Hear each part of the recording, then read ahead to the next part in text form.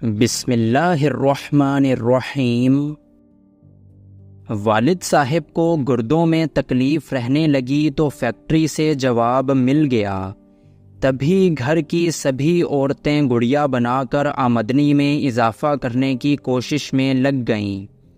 تب میں 13-14 برس کی تھی۔ مجھے گھر کے معاملات سے کوئی سروکار نہ تھا۔ مجبوراً یہ کام کرنا پڑا تو ہر وقت جھنجھلائی رہنے لگی۔ بہن بھائیوں میں ہی بڑی تھی، سب سے زیادہ کام بھی مجھے ہی کرنا پڑتا تھا۔ انتھک محنت کے باوجود پیٹ بھر کر کھانے کو نہ ملتا، اوپر سے ماں، دادی اور اکثر پھوپھوں کی ڈانٹ ڈپٹ کے باعث میں بغاوت پر اتر آئی۔ اب میں گھر کو ایک دوزخ سمجھنے لگی۔ ہر وقت یہی سوچتی کہ کیسے اس گھر اور حالات کے عذابوں سے چھٹکارا ملے۔ نجات کی کوئی صورت نظر نہیں آتی تھی۔ جب بھی افسردگی کا دورہ پڑتا، کھڑکی کے پاس جا کھڑی ہوتی اور گلی میں جھانکنے لگتی۔ اس طرح مجھ کو سکون ملتا۔ یہ کھڑکی گویا میری سہیلی تھی۔ یہاں کھڑے ہو کر میں خود سے باتیں کرتی، دل کا بوجھ ہلکا ہو جاتا اور میں نارمل ہو جاتی اور افسردگی کی کیفیت سے نکل آتی۔ گویا یہ جگہ میرے لیے گوشہ عافیت تھی۔ یہ کھڑکی سینما کا پردہ تھی، جہاں سے میں گلی میں رواں دواں رہنے والی زندگی کو ایک فلم کی چلتی ہوئی ریل کی طرح دلچسپی اور ماہویت سے دیکھتی۔ تھکا دینے والی سوچوں کا سفر چند لمحوں کے لیے راحت میں بدل جاتا اور میں باغی خیالات کے بوجھ کو دماغ سے ہٹا کر ہلکی پھلکی ہو جاتی۔ ماں کو میرے اس مشغلے سے چڑ تھی۔ وہ جب بھی مجھے کھڑکی میں کھڑے دیکھتیں بے نقط سناتیں اور ابا کی پشتوں کو کوستیں۔ اماں کی عادت تھی کہ وہ روز دوپہر کے کھانے کے بعد 1-2 گھنٹہ سو جاتی تھیں۔ بس یہی وقت میری زندگی کا حاصل تھا۔ میں پورے 2 گھنٹے کھڑکی سے باہر گلی میں جھانکتے گزار دیتی۔ کبھی لڑکے آپس میں کھیلتے اور جھگڑتے نظر آتے اور مختلف قسم کے پھیری والے دلچسپ آوازیں لگاتے ہوئے گزرتے۔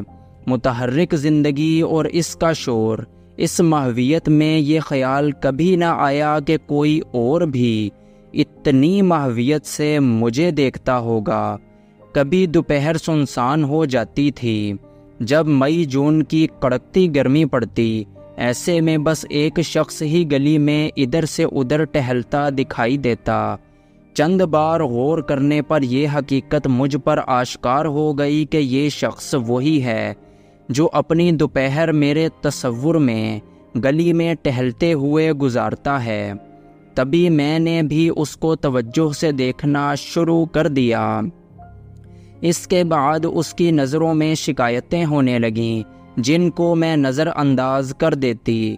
جب رات کو سب صحن میں سو جاتے، میں کمرے میں جا کر کھڑکی کے پاس کھڑی ہو کر باہر جھانکنے لگتی۔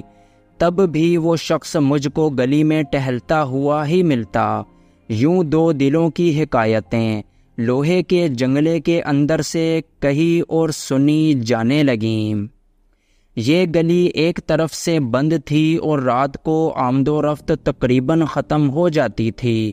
گلی چھوٹی تھی، لہٰذا اس میں گنتی کے چند گھر تھے۔ تبھی رات کو میں سنسان گلی میں دروازے سے بھی جھانکنے لگی، کیونکہ جھانکنا میری عادت تھی، ورنہ بے چینی ہوتی۔ کھڑکی میں لوہے کی سلاخیں لگی تھیں۔ اس میں سے جھانکنے سے مجھے یوں محسوس ہونے لگا تھا جیسے گھر جیل ہے اور میں ایک قیدی ہوں جو سلاخوں سے جھانکنے پر مجبور ہے۔ ایک روز اماں نے ڈانٹا کہ اگر اب تجھے کھڑکی سے باہر جھانکتے پایا تو تیرے ابا سے شکایت کر دوں گی۔ سارا دن گلی میں جھانک کر وقت ضائع کرتی رہتی ہے، تبھی کام پڑا ہوتا ہے۔ جی بڑا گھبرایا اور میں نے گڑیا بنانے سے انکار کر دیا۔ تمام دن روتی رہی۔ اس روز بادل چھائے ہوئے تھے، ماندگی ہو گئی، سب سو گئے تو میں نے آہستہ سے در کی کنڈی کھولی اور باہر نکل گئی۔ تمام گلی سنسان تھی، کوئی ذی روح نہ تھا، نوید بھی نہیں کہ جو روز گلی میں مارچ کیا کرتا تھا، وہ بھی آج اپنے گھر میں دبک گیا تھا۔ میں اس طرح گلی میں چلتی چلی گئی جیسے کوئی غیر مرئی طاقت مجھ کو بلا رہی ہو۔ اتنے میں بارش شروع ہو گئی۔ جب تمام ہی بھیگ گئی تو احساس ہوا کہ میں تو گھر سے کافی آگے نکل آئی ہوں۔ تبھی پلٹی اور گھر کی طرف چلنا شروع کر دیا۔ اتنے میں ایک کھڑکی سے آتی روشنی مجھ پر پڑی۔ کوئی اپنی کھلی کھڑکی سے مجھے دیکھ رہا تھا۔ یہ نوید تھا۔ جب اس نے مجھے بارش میں تنہا جاتے دیکھا تو سمجھ گیا کہ میں اسی کی تلاش میں باہر نکلی ہوں۔ وہ فوراً دروازہ کھول کر باہر آیا اور مجھ کو ہولے سے پکارا، صدف رکو، کہاں جا رہی ہو؟ اس کی آواز سن کر میں ٹھہر گئی۔ دل نے گواہی دی کہ ہاں، تو اسی کی آواز سننے کی خاطر گھر سے نکلی تھی۔ اس کی آواز سن کر لگا جیسے اندھیرے میں چراغ جل گیا ہو۔ وہ میرے قریب آیا اور مجھ کو سر تا پا برسات میں شرابور دیکھ کر اپنے گھر کی بیٹھک میں لے گیا۔ بس اس ملاقات کے بعد میرے دل سے کسی اجنبی سے ملنے کا خوف دور ہو گیا، کیونکہ نوید اب میرے لیے اجنبی نہ رہا تھا۔ اس کے بعد تو جب جی گھبراتا، آدھی رات کو بے دھڑک اس سے ملنے چلی جاتی۔ اب میں اپنی ہر مشکل، الجھن، دکھ اور مصیبت کا تذکرہ اس سے کرنے لگی، کیونکہ میں اسی کو نجات دہندہ سمجھتی تھی۔ اس کے ساتھ دکھ سکھ بانٹنے سے جی ہلکا ہو جاتا تھا۔ میں اس کو اپنی فگار انگلیاں دکھاتی کہ دیکھو، گڑیا بناتے ہوئے کتنی بار سوئی میری انگلیوں میں کھب جاتی ہے۔ اس سے کہتی مجھ سے شادی کر لو ورنہ میں گھٹ گھٹ کر مر جاؤں گی۔ وہ تسلی دیتا کہ خاطر جمع رکھو، تم میری ہو، تم ہی کو اپناؤں گا، ذرا سی مہلت چاہیے، تھوڑا سا صبر کر لو اور مناسب وقت آنے دو۔ بس ایسے ہی تسلیوں کی چھتری تلے اور مناسب وقت کے انتظار میں اس کی بیٹھک میں اس کی ہو گئی۔ اسی طرح میں روز اپنے دکھوں کے ساتھ خود کو اس کے حوالے کرتی رہی، لیکن ایک دن جب اپنے سامنے خطرہ محسوس کیا تو اصرار کیا کہ رشتے کے لیے اپنی اماں کو بھیجو۔ اس کے بعد وہ ایسا غائب ہوا کہ پھر دکھائی نہ دیا۔ وہ اپنے دادا اور دادی کے پاس گاؤں چلا گیا۔ اس نے مجھے اپنی صورت ہی نہ دکھائی۔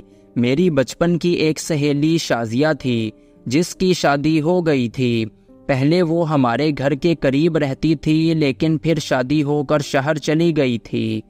ایک روز وہ میرے پاس آئی، مجھے پریشان دیکھ کر وجہ پوچھی تو میں اپنا دکھ ضبط نہ کر سکی اور رونے لگی۔ اس نے گلے لگایا، تسلی دی اور بھروسہ دلایا تو ساری بات اس کو بتا دی۔ اس نے امی سے مجھے اپنے ساتھ 2-3 دن کے لیے گھر لے جانے کی اجازت لی اور مجھے شہر لے آئی۔ اس کے گھر آ کر میری جان میں جان آئی۔ اس نے آتے ہی میرے دکھ کا مداوع کیا، کیونکہ اس کی بڑی نند ڈاکٹر تھی۔ اس طرح اس نے مجھے ہر اندیشے سے نجات دلا دی۔ میں نے سکھ کا سانس لیا اور 4 روز بعد وہ مجھے اپنی کار پر میرے گھر چھوڑ گئی۔ اس بات کا علم سوائے شازیہ کی نند کے کسی کو نہ تھا۔ 2 ماہ بعد شازیہ مجھ سے ملنے دوبارہ ہمارے گھر آ گئی۔ وہ اپنے میکے ملنے آئی تھی، کیونکہ وہ اور اس کا شوہر ملک سے باہر جا رہے تھے۔ میکے میں 2 دن رہ کر وہ واپس چلی گئی۔ نوید کی بے وفائی سے میں کافی افسردہ رہنے لگی تھی۔ 1 سال گزر گیا۔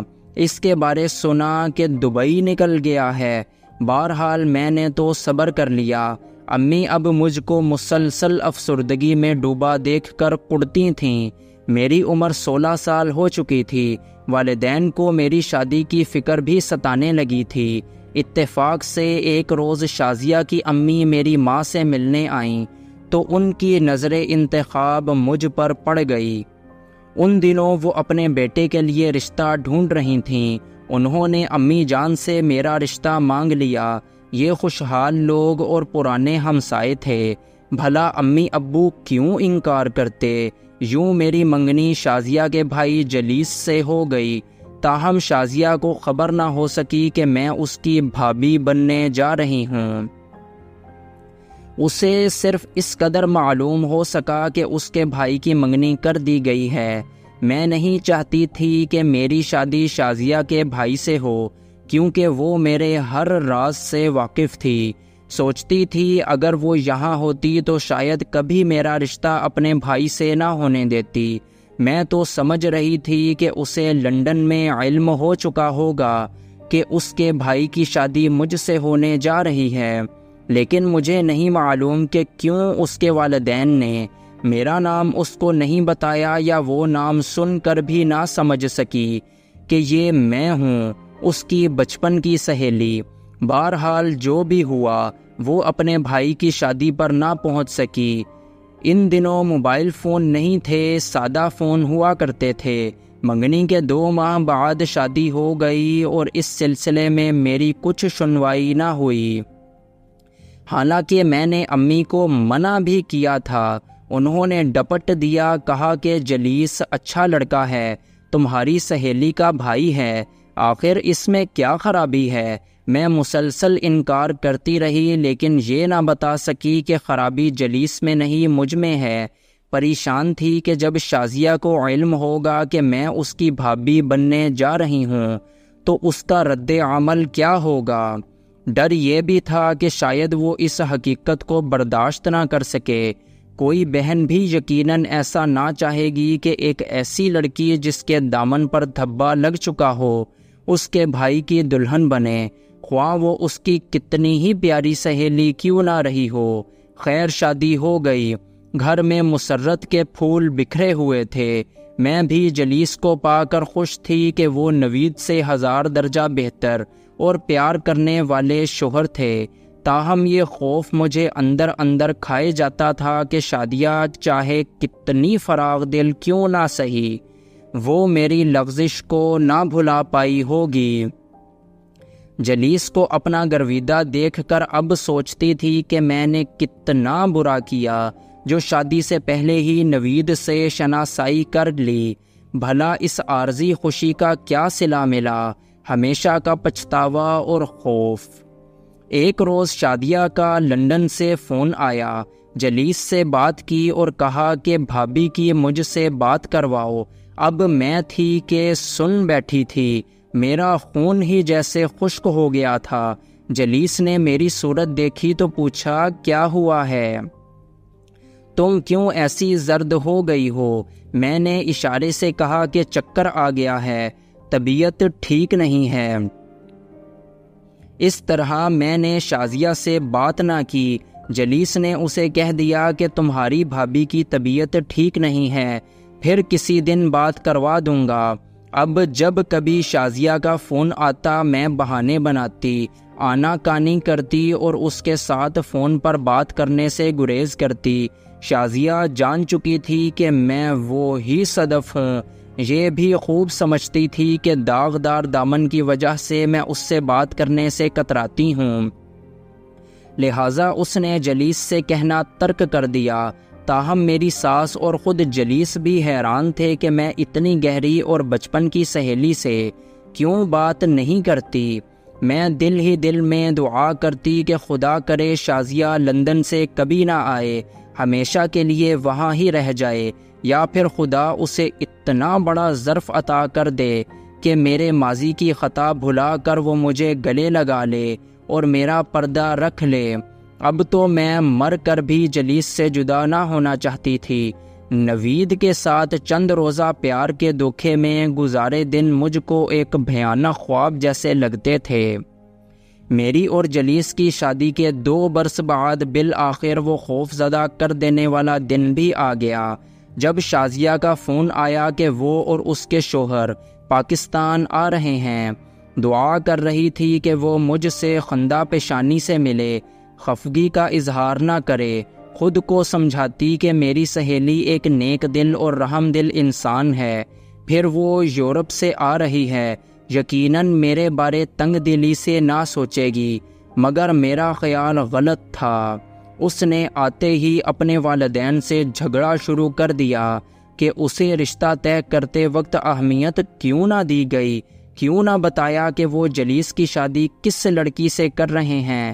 وہ کہہ رہی تھی میں جلیس کی بہن اور آپ کی بڑی بیٹی تھی، رشتہ کرتے وقت مجھ سے تو مشورہ کر لیا ہوتا۔